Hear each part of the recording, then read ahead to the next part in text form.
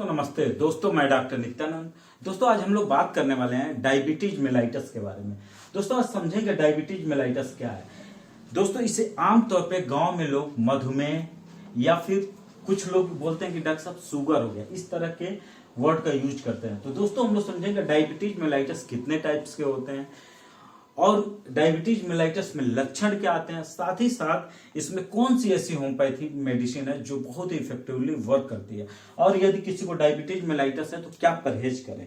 तो दोस्तों सबसे पहले तो डायबिटीज मेलाइटस क्या है। It is a syndrome.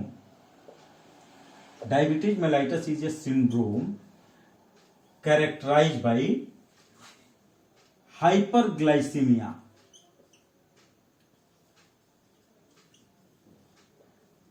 due to the deficiency or relative deficiency of insulin, due to deficiency of insulin or relative deficiency of insulin.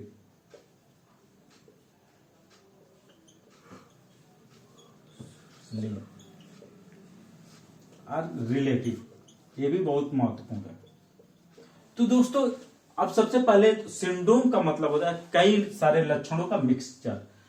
Hyperglycaemia क्या, hyper means ज्यादा, और ग्लाइसीमिया, ग्लाई मतलब शुगर, ग्लूकोज, और मिया माने blood, मतलब ब्लड शुगर, ब्लड में sugar का लेवल इंक्रीज कर गया ड्यू टू द इंसुलिन की कमी से या उसके रिलेटिवली कमी से। अगर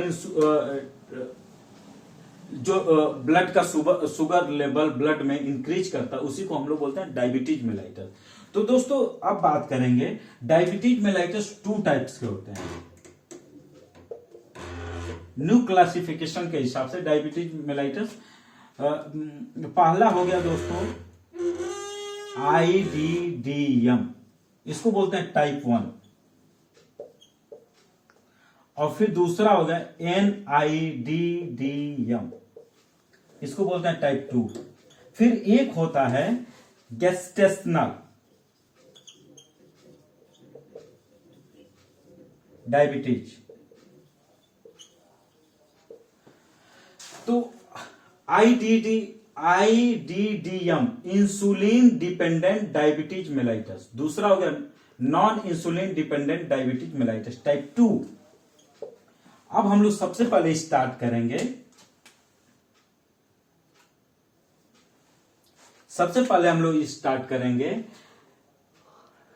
टाइप 1 के बारे में। टाइप 1 क्या होता है।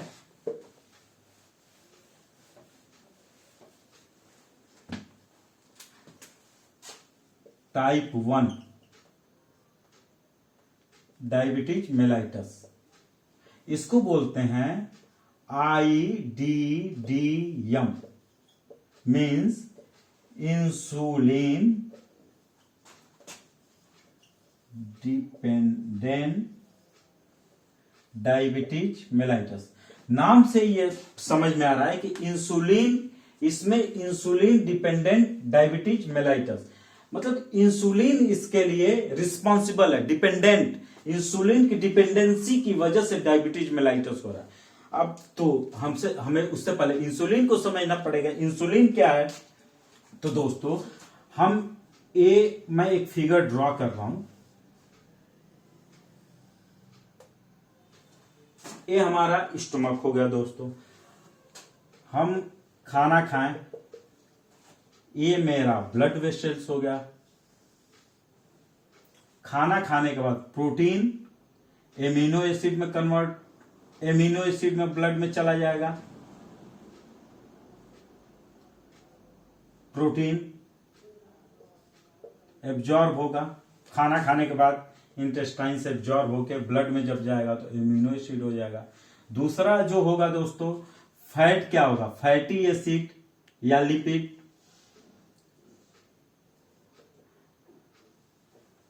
और कार्बोहाइड्रेट क्या होगा दोस्तों, ग्लूकोज। अब क्या होता है दोस्तों, जब हमारे ब्लड में ग्लूकोज की मात्रा अधिक हुई तो हमारा ये, हम लोग बात करेंगे आज दोस्तों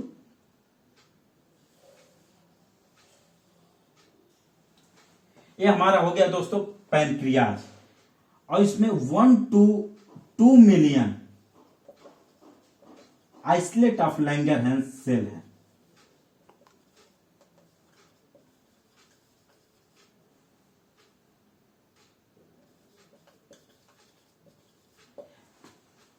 और अब हम एक सेल की बात करते हैं। अब यहां पे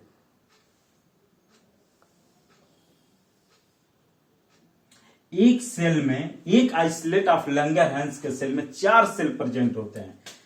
alpha cell, beta cell, delta cell, PP cell. Alpha cell, beta cell,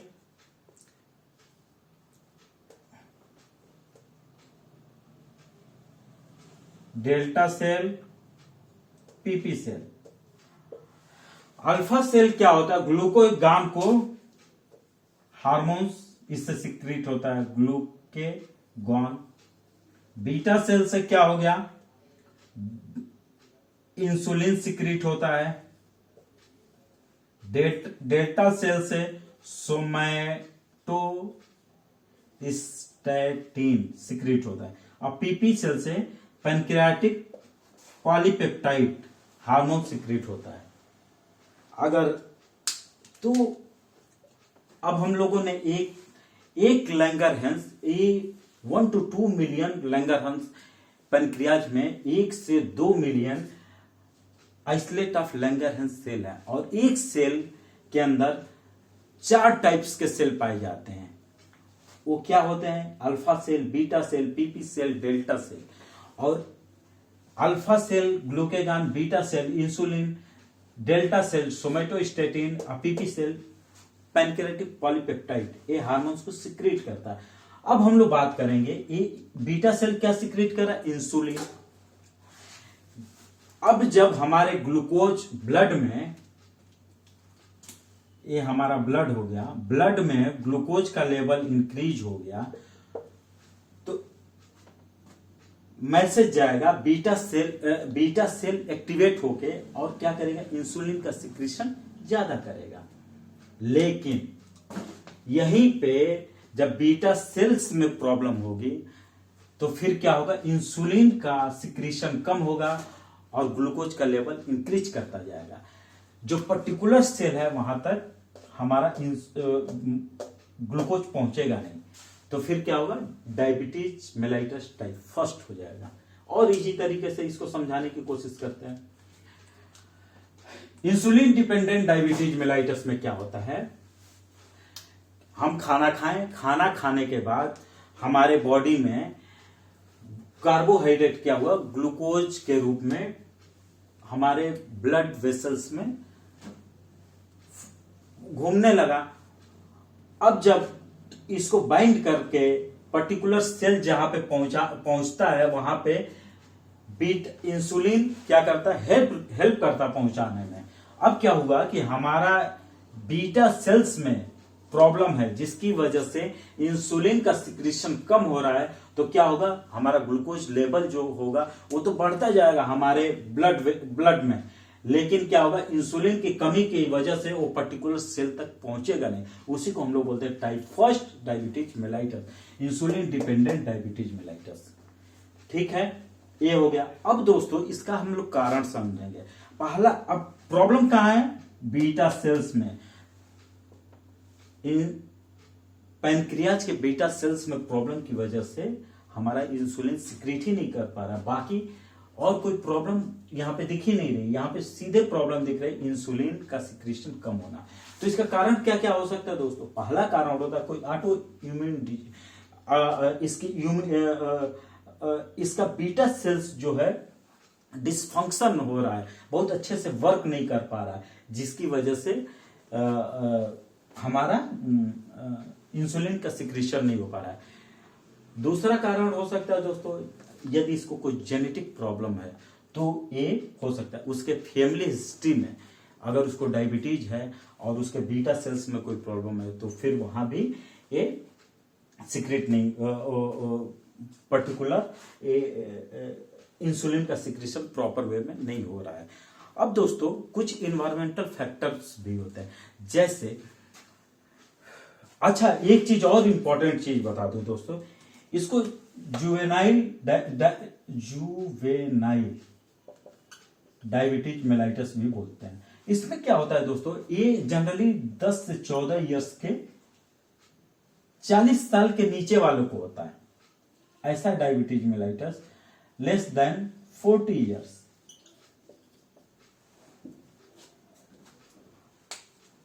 अब इसमें क्या हो गया दोस्तों, एक तो ये हो गया, दूसरा कारण हो गया इन्वायरमेंटल फैक्टर। इसमें क्या होगा, कुछ वायरस हैं, वायरस जैसे mumps, rota virus, साइटोमेगाली,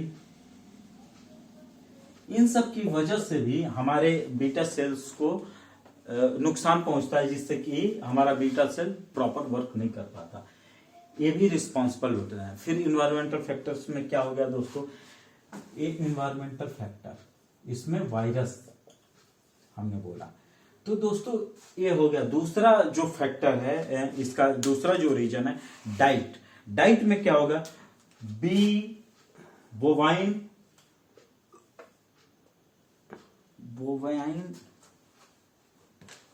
serum albumin,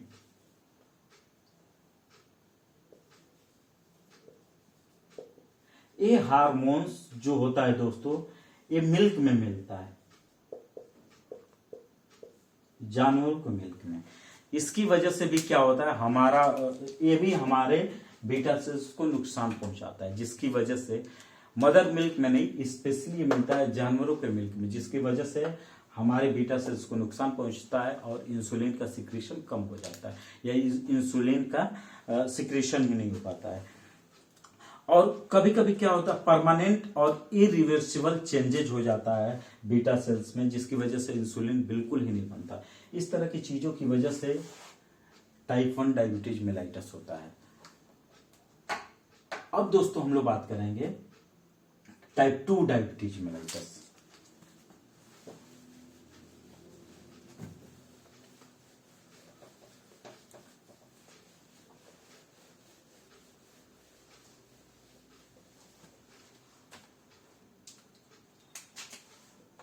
type 2 diabetes mellitus, इसको बोलते हैं non insulin dependent diabetes mellitus.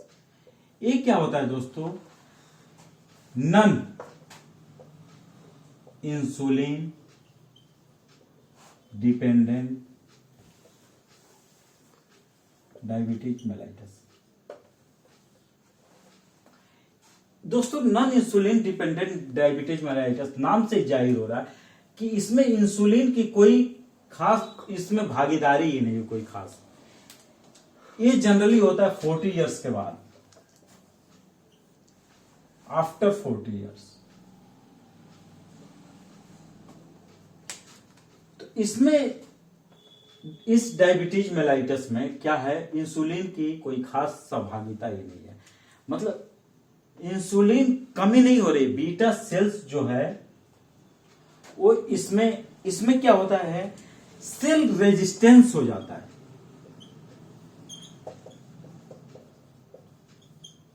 Cell resistance का मतलब क्या हो गया दोस्तों, एक पर्टिकुलर एक सेल्स हो गया दोस्तों, इस सेल्स को ग्लूकोज चाहिए,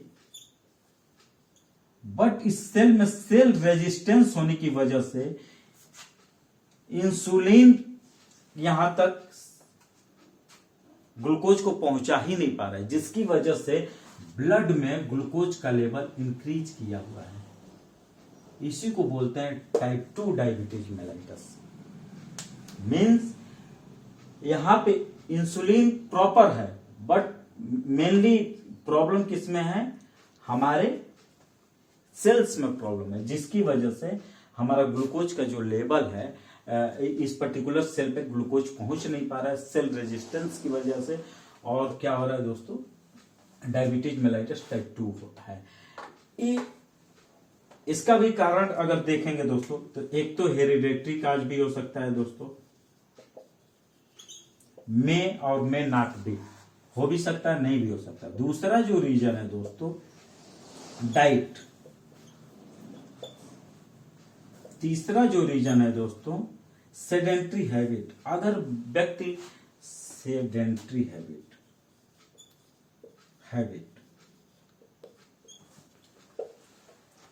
अगर व्यक्ति क्या कर रहा है दोस्तों कि लाइफ स्टाइल उसकी जो है बैठने वाला काम करता है, एक्सरसाइज नहीं करता, चलता नहीं है, तो उसको ये टाइप 2 डायबिटीज मेलाइटस होने के चांसेज हैं। अब दोस्तों हम लोग बात करेंगे सिम्टम्स क्या आते हैं। तो दोस्तों डायबिटीज मेलाइटस में जो सिम्टम्स हैं, पहला आएगा polydipsia, polyuria, polyphagia, polydipsia, mouth dryness, weakness,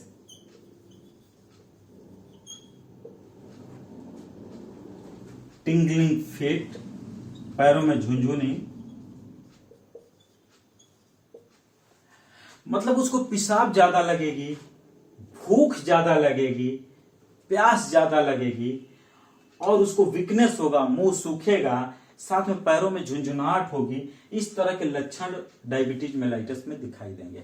अब दोस्तों हम लोग बात करेंगे यदि किसी को डायबिटीज मेलाइटस हो तो क्या करे कि डेली वो जो फाइबरस डाइट ज्यादा खाए, फाइबर युक्त डाइट ज्यादा खाए, साथ में रेगुलर एक्सरसाइज करे। और कुछ होम्योपैथिक मेडिसिन है, जैसे पहली मेडिसिन की हम लोग बात करें तो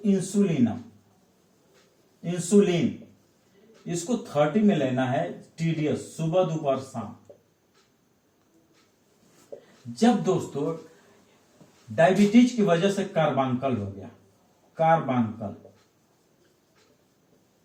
कार्बांकल एक फोड़े के, ये फोड़ा है, इसके कई सारे मुंह हो गए, उसी को हम लोग बोलते हैं कार्बांकल। जैसे एक फोड़ा हो गया, उसके कई सारे मुंह हैं, तो उसको हम लोग बोलते हैं कार्बांकल। तो डायबिटीज की वजह से अगर कार्बांकल हो या बहुत ज्यादा इच हो तो उसमें इंसुलिन 30 बहुत ही अच्छा वर्क करती है। दूसरी मेडिसिन जो हो गई दोस्तों आर्सेनिक एल्बम 30। डायबिटिक इसमें ये क्या होता है, इसको प्यास बहुत ज्यादा लगती है, साथ में स्किन में ईचिंग होता है, और प्यास थोड़ा थोड़ा पानी जल्दी जल्दी पीता है। आर्सेनिक एल्बम 30 इसको टीडीएस लेना है। तीसरी दवाई हो गई दोस्तों सिजीजियम क्यू, इसको 10 बूंद आधा कप पानी में 3 बार लेना है। ये क्या बोलता है दोस्तों, बहुत गुड मेडिसिन है डायबिटीज मेलाइटस के लिए। इसको अगर डायबिटीज मेलाइटस किसी को है और शुगर कंट्रोल करने की बहुत ही अच्छी दवा है, most useful medicine for diabetes mellitus. फिर चौथी जो दवा है दोस्तों uranium nitricum, uranium nitricum 30।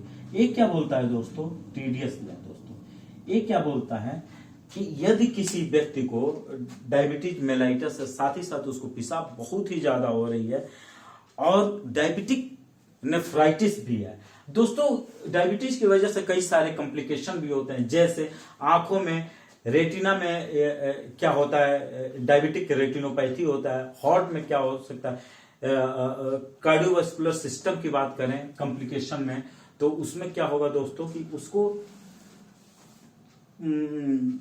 Hypertension, मतलब बीपी उसका ज्यादा रहेगा, साथ ही साथ एमआई होने के चांसेस, मायोकार्डियल इंफ्रक्शन होने के चांसेस ज्यादा रहेंगे। फिर हम किडनी में जाएंगे तो किडनी में क्या प्रॉब्लम आएगी दोस्तों, किडनी में डायबिटिक नेफ्रोपैथी होने के चांसेस ज्यादा होंगे। तो दोस्तों ये यूरेनियम नाइट्रिकम क्या है दोस्तों, क्या बोलता है, डायबिटिक नेफ्रोपैथी है और साथ में पेशाब बहुत ज्यादा हो रहा है, तो उसकी बहुत ही अच्छी यूरेनियम नाइट्रिकम 30 बहुत ही अच्छी मेडिसिन है दोस्तों। ये मुझे लगता है डायबिटीज पे हम लोगों ने काफी कुछ सीखने की कोशिश किया। अगर मेरा चैनल पसंद आए तो कृपया लाइक करें, सब्सक्राइब करें। Thank you.